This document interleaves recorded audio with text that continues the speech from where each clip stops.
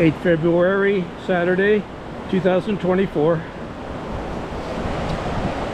Just after half past 12, and we're here at the Railroad Rapids, Ohiopyle State Park, Youghiogheny River. The river at the moment is 6.4, 6.5 feet. So this is Railroad Rapids. This leads into the train trestle. That's called High Bridge. I consider that number 4. When you get up there, you can just hike up there very easily. It takes you about 10 minutes from the city.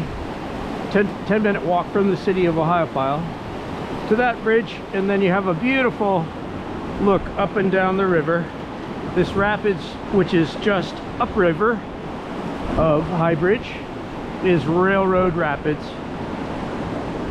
Today our goal is to get to the second rapids upriver, which is called Dartmouth Rapids, and see what it looks like when the river is 6.5 feet. And the other goal today is just to see if we can hike what I call the Blue Dot Trail, which are these blue dots that have been spray painted on the sides of trees.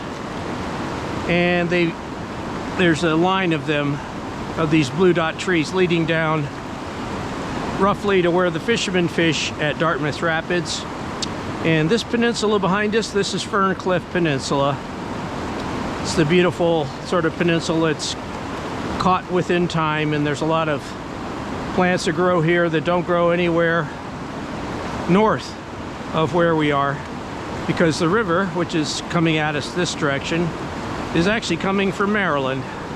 Youghiogheny River comes from Maryland and West Virginia. So the Youghiogheny River comes north, so it brings stuff which lives on the peninsula here. Other thing I like about all of the river shore hiking, I like river shore hiking, are the big piles of debris, as you can see over there.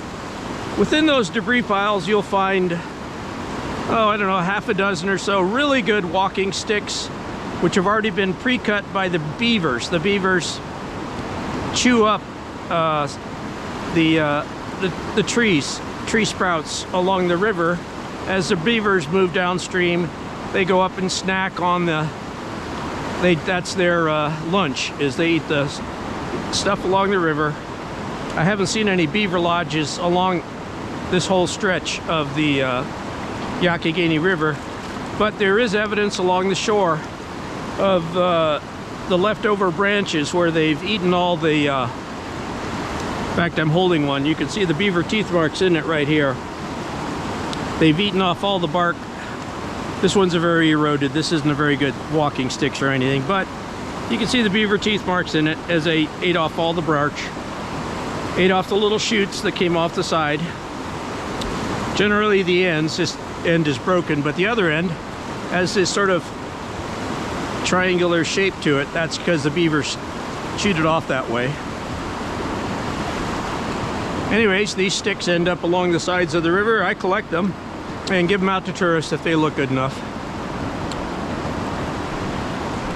Right here used to be the one of the earlier posts, which used to say takeout loop. The takeout loop sign, I think, was redone and put right there, but it got washed out this year. Imagine the river right now is 6.5 feet. Imagine that this year, and this is a fact, the river got up to 14 feet, and I videoed it. And when it did that, it took the takeout loop sign with it. It's downriver somewhere. I suppose somebody could chase it up. That would be a project. Find out where the takeout loop sign was washed downriver to. Was April, what was it? Early April 2024, last year. Is when we had 14 feet. 14 feet would be above our head where we're standing. This is just all a brown mass of water just moving down river. In fact, those piles very likely were put there by the 14-foot river. When you see debris piles along the river and you see odd debris washed up along the shore. That's as high as the river got at some former point.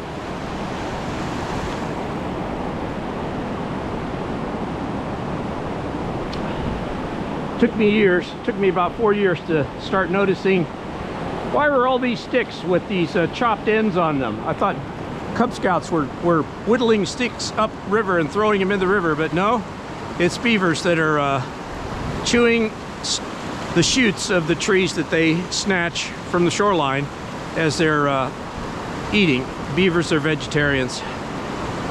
And then the bare sticks come down river and get washed up along the shore.